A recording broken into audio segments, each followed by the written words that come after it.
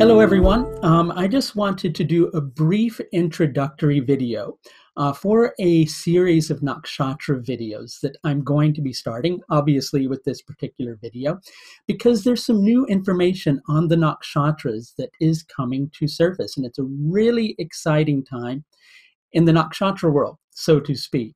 My friend and colleague Ernst Wilhelm has released a translation of the Nakshatra Sutras from Taittiriya Brahmana 1.5, and there's some very vital information on this. Now, why is this so important?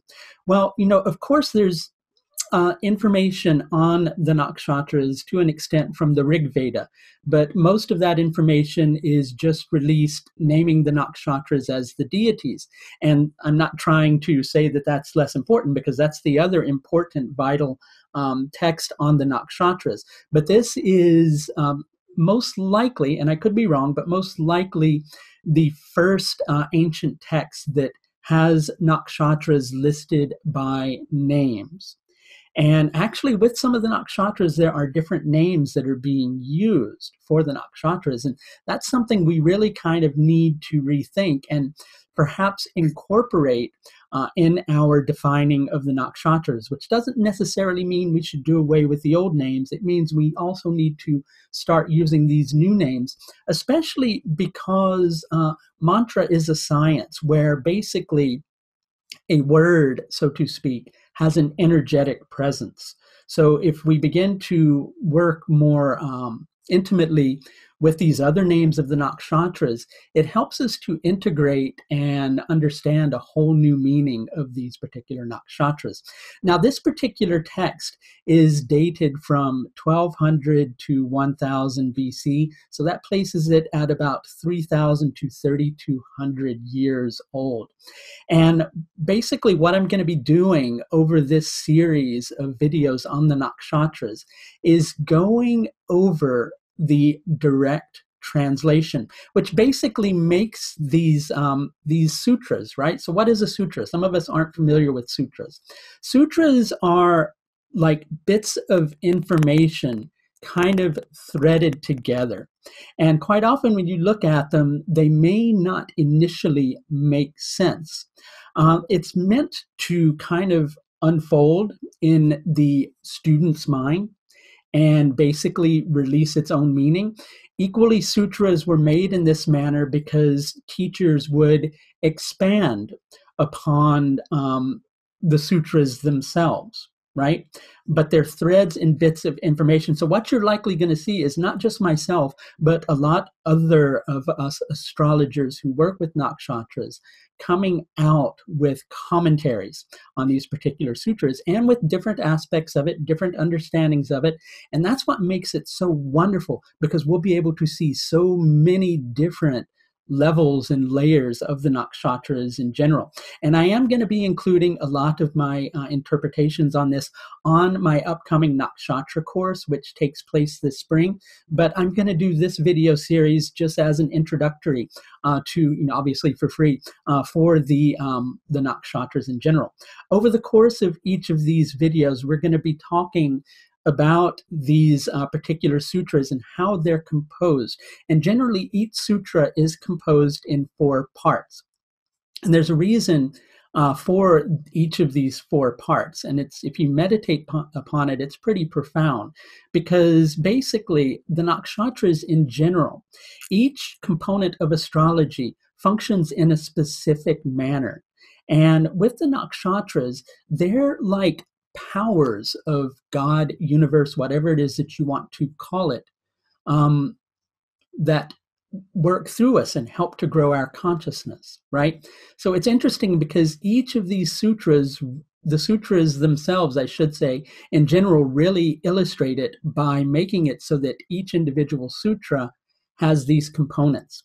The first component is the name of the deity that is connected to the particular nakshatra. Okay, so the name of the deity, that's the essence of that particular deity, the essence of that deity that's connected to that particular nakshatra. The second component is an aspect of some sort of that deity. As you'll see over the course of this video series. So for instance, with Kritika Nakshatra, it's Agni and the white spots of Agni. That's the aspect of the deity, right? But we'll go into that more when we get into that first video. And then the two other components are the Padastat and the Avastat. And basically that means that which is operating above, right? The energy of above. And Avastat is the energy of below. And so basically what that tells us is that each of these nakshatras is God, universe, however you want to look at your own philosophy of what it's all about. There are two aspects of that. There's one that operates independently of each individual on a certain level. And then there's the other aspect with it, which is within each of us. And maybe that's not a clear enough understanding, because Padastat and Avastat are also within each of us too, right? It's just some of us have more of less Pada and more jiva within us, more individual within us, right? But basically what this means is the Padastat is the power of God that's working above, and Avastat is the power of God that's working within consciousness. And that kind of shows us that within each of us is divine potential. And we're meant to connect to both of these. And in connecting to both of these, the nakshatras unfold. So having planets in each of these nakshatras and understanding the name of the deity, the aspect of the deity, and the Padastat and the Avastat actually really helps us to understand how we're meant to work with that planet in our own individual's life. Our own individual life is what I meant to say. I'm sure you know that. Tongue twisted. I also do a lot of work with house cusp nakshatras, and so you can understand house cusps in this way too. How am I meant to approach my relationships? How am I working through my relationships? How am I working through my vocation? Right? By understanding each of these nakshatras through this new light of understanding, you can come to a whole new understanding of your life, right?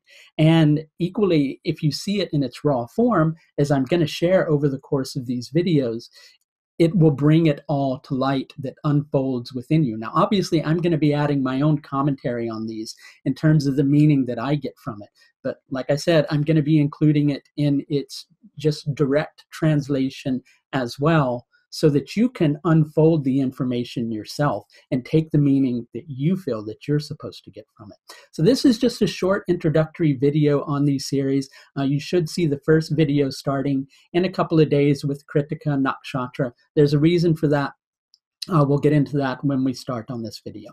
But that's going to do it for this short, brief video. Just wanted to do an intro. I would include a link in this video directly to download Ernst's free ebook, but I can't include that on my channel if it refers to another person's site, okay? But what I can say is if you go to Vedic-astrology.net or Vedic-astrology.net, there is a link there where you can download the free ebook and get a lot of this information for yourself.